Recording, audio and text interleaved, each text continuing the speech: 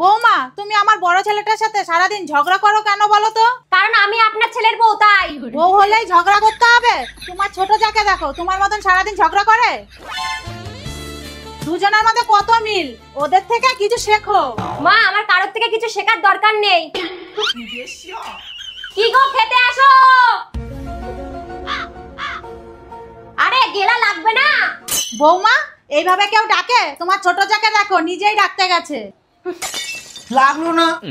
খেতে চলো তো।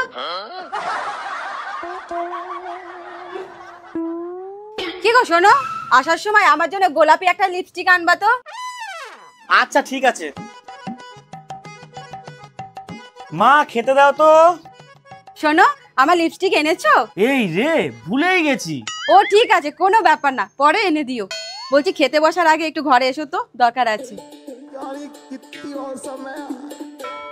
দেখেছো বৌমা, তুমি হলে তো সারা পাড়ার মানুষ জানতো। তুই ভুলে যাস কি করে?